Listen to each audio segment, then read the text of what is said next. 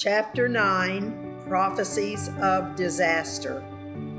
In his writing, Isaiah's attention is now directed to surrounding nations, which he focuses on in chapters 13 through 23. His messages were borne not primarily to the people mentioned in them, but to God's people, in order that they might understand what would happen to the nations about them. He began with Babylon in chapters 13 and 14. It is very clear that the country and the city would come to its end. The Medes are mentioned as the ones who will overthrow it. In Isaiah's time, the Median kingdom was insignificant. Also, the Persians were hardly known in those days. Yet this prophecy forecasts that together they would become a world empire. In the patriarchal period, the time of Abraham, Isaac, and Jacob, Babylon had been a great power of the Orient. About 800 years before the time of Isaiah, it passed into a state of eclipse, while such nations as Egypt, Assyria, and the Hittite Empire occupied dominant places in Near Eastern affairs. In Isaiah's day, though, a vassal kingdom of Assyria, Babylon was beginning to regain its lost power, and within another century was again to be the outstanding nation of Western Asia. Throughout its ups and downs of political power over the years, it was always considered a headquarters of pagan religion. After becoming the Golden Kingdom, Babylon would finally be destroyed, never to be rebuilt. It took centuries for this to happen. During King Hezekiah's lifetime, King Sennacherib of Assyria utterly demolished Babylon. But his son, Esarhaddon, rebuilt it before the time of Daniel. Over centuries, it gradually diminished until during the reign of Roman Emperor Trajan, AD 98 to 117, after Jesus had lived on earth, it was a complete ruin. God's people would not need to fear Babylon, even though they would be captive there.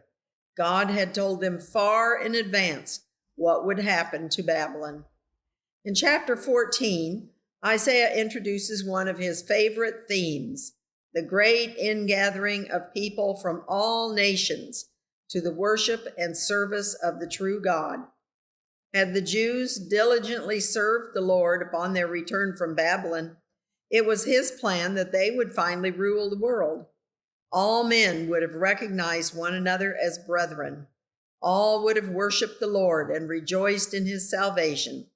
Since the people of Judah rebelled against God, he had to go to plan B.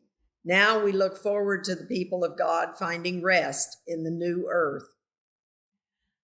Isaiah presents a parable in highly figurative language. Babylon is pictured as being greeted in the grave by many other leaders who had already died. They welcome Babylon with the taunt that he had become weak as they are. He had become like them, but at least they were on thrones. All Babylon's pomp has arrived at the grave and has been thrown down and covered with maggots and worms. Next, Babylon is equated with Satan before he was cast out of heaven, when he was second only to Christ in power and authority, and was the head of the angelic hosts until his fall. How you have fallen from heaven, morning star, son of the dawn! You have been cast down to the earth, you who once laid low the nations. You said in your heart, I will ascend to the heavens. I will raise my throne above the stars of God. I will make myself like the Most High. But you are brought down to the realm of the dead, to the depths of the pit. Read this whole section from verses 12 through 20. After Satan, the name we know him by, is dead, everyone will look in amazement at him, remembering what he did during his time on earth. This is the first mention in the Bible that there is a powerful angel behind all evil. Isaiah foretold that the location of Babylon would become a place for owls to burrow. Babylon, the jewel of kingdoms, would never again be inhabited or lived in through all generations. Many centuries later, in 1983, Saddam Hussein, dictator of Iraq, decided to challenge that prophecy. He believed himself to be descended from Nebuchadnezzar, and he determined to rebuild Babylon and reign there. If you know your history, you know what happened to that ambition. A short pronouncement about Assyria follows the long message about Babylon. Judah's current enemy was Assyria. King Sennacherib of Assyria would invade Judea and threaten to overcome them, but the Lord would break that yoke and deliver his people.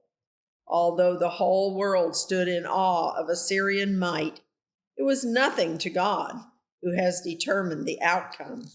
His hand is stretched out over all nations, Babylon, Assyria, and all others. Who is there that can thwart him? Who can stop him from doing what he sees best? Isaiah saw the hand of God stretched out over all nations and trusted that his plans would come to pass.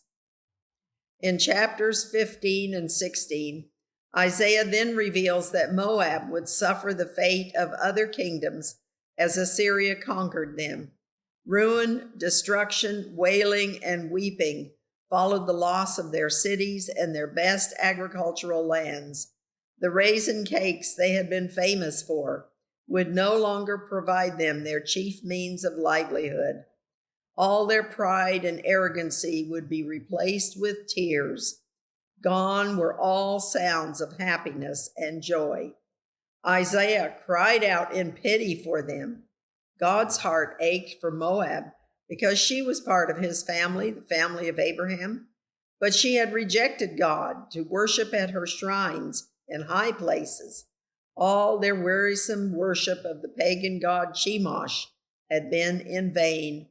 Within 3 years, she would cease as a nation, and her survivors would be very few and feeble. The Moabite refugees who came to Jerusalem were to be kindly cared for. In all of these dirge poems or songs of grief, Isaiah combines relief at the obliteration of an enemy with heartfelt sadness. Isaiah then directs his message in chapter 17 against Syria and Israel because they had been united in a common attack against Judah.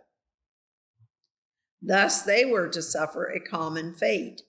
Damascus has already been destroyed and her people taken into captivity. Many captives had already been taken from Israel, and more were to follow. Assyria was gaining territory year by year. Almost nobody was to be spared.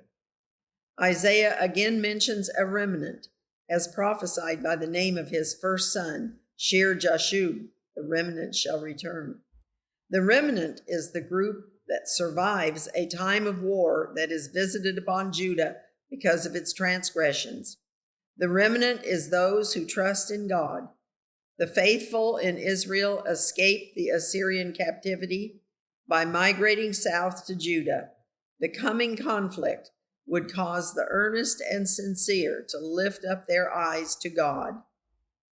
Chapters 18 to 20 are focused on his prophecy about Egypt and Ethiopia, or Cush.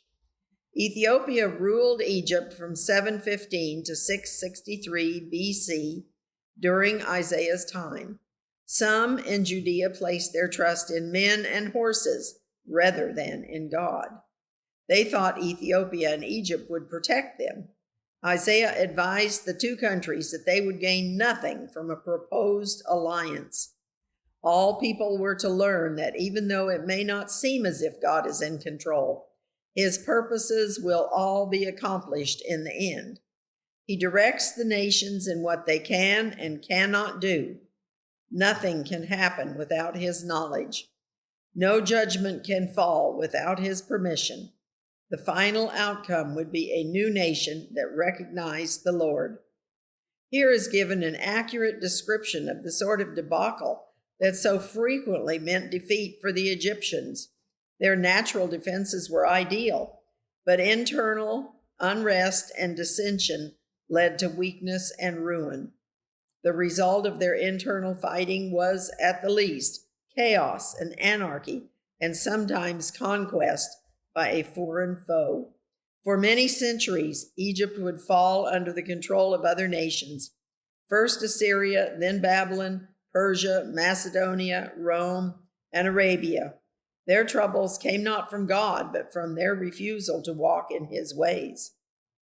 Then, from chapter 19, verse 18 to the end of the chapter, Isaiah presented a conditional prophecy of the time when, according to God's original plan for the evangelization of the world, the Egyptians and even the Assyrians should come to a knowledge of the true God and serve him along with the Hebrews. The 5 cities mentioned may represent specific cities, or they may mean that many people would turn to the Lord and learn his ways. They would swear an oath to him. The prophecy has not yet been fulfilled, partly because Israel proved unfaithful to the sacred trust committed to her. God only allows judgments in order to restore and heal. He had good plans.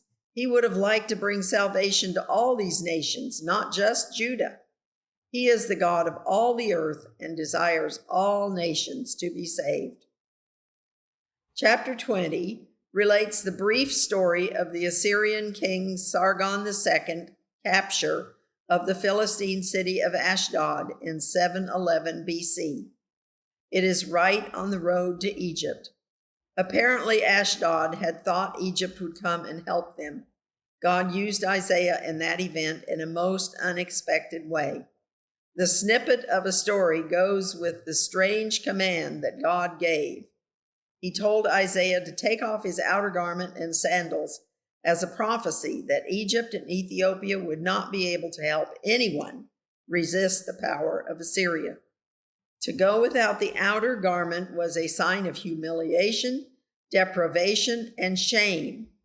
For an aristocratic man like Isaiah, who had always worn elegant clothes, this must have been a difficult requirement. But he had dedicated his life to fulfilling the tasks God gave him, and so he did not complain. He saw that God would use this sign to keep the coming humiliation of Egypt before the people. The leaders in Jerusalem were frequently tempted to think that Egypt and Ethiopia could protect them. God was trying to get Judah to rely on him instead of on humans who could not help or save them. It would be 3 years before God would tell Isaiah he could stop walking around barefoot and put on his regular clothes again. King Sargon II was not known outside the Bible record until the French archaeologist Botta excavated Khorsabad from 1843 to 1845. There he discovered the palace of Sargon II and its famous inscription of his history. He was the king who brought the Assyrian Empire to its greatest height politically and militarily. Isaiah is like one of us telling about experiences we have lived through. All his references are to historical events. But unlike us, as a prophet from God, he also received background information and predictions of the future. In chapter 21, Isaiah then received a vision that Babylon would fall. It was a very difficult vision for Isaiah to receive. The words he uses show how much he was affected by this vision. Distress, pain, pangs of labor, bewilderment, dismay, trembling, fearfulness, and fear. His heart was broken as he realized that his people would be captives in Babylon and forced to experience what he was writing about. Elam and Media, who will cooperate in bringing down Babylon, are mentioned. Belshazzar's feast is also mentioned. Babylon was conquered while the king and his officials feasted on the night of the full moon. Undoubtedly, they were worshiping the moon goddess. The carved images of her gods draw attention to Babylon's idolatry. Isaiah's attention turns to Edom. the land of Esau, southeast of Judah. Apparently, they recognized Isaiah as a prophet and sent word to him to know whether he had received a prophecy for their territory. His brief response was that the morning comes and also the night. Maybe they would have a peaceful break before Assyria overran them entirely. Also, representatives from the Arabian desert who were descendants of Ishmael came and asked Isaiah what news he had of their land. His answer was not hopeful. The Dedanite traders in their caravans of camels are pictured. The people of Tema are mentioned. That city would be captured by Belshazzar's father Nabonidus, who would kill all the inhabitants. He wanted to make Tema his headquarters for moon worship. He was born in Haran, where his father was king and his mother was the high priestess of the moon goddess. Then Nebuchadnezzar conquered the area, killed his father, and married his mother, so he grew up in the palace in Babylon. He married one of Nebuchadnezzar's daughters and became the last king of Babylon. He preferred to spend his time in Tema, so he made his son Belshazzar co-ruler with him and left Babylon for 10 years until the Medo-Persians came to conquer Babylon. The longer details of this interesting story will have to be saved for another time. In chapter 22, Isaiah takes a time out from prophesying about other nations to again point out serious problems in Jerusalem itself. When the people of the city should have been praying to God for help and guidance, instead they were engaged in feasting and revelry. They were also talking about which houses to tear down in order to make the wall more secure. This may have been when the Assyrian army temporarily withdrew. They probably had heard that God predicted the Assyrians would not conquer Jerusalem, but they were forgetting the suffering going on in towns all around them. It was not appropriate to celebrate when others were going through terrible circumstances. In addition, they were ignoring God, who made all things and planned for their good long ago. They should have been depending on Him, thanking Him for current blessings, and asking for His guidance for future crises that would definitely come, as well as how to help the towns around them.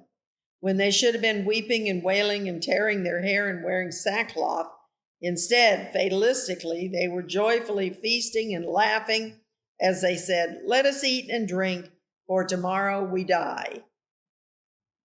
King Hezekiah promoted weapons production, strengthened the wall, and improved the water system, but nowhere does God rebuke him for that.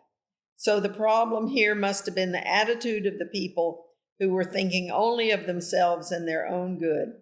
They should have been doing whatever they could to help the towns around them, or at least been sympathetic enough to be mourning and praying for their fellow citizens. Much of their leadership had fled to some other place that they thought was safer. Obviously, many of them doubted that God could actually save them. Meanwhile, God himself was weeping over the destruction of his people.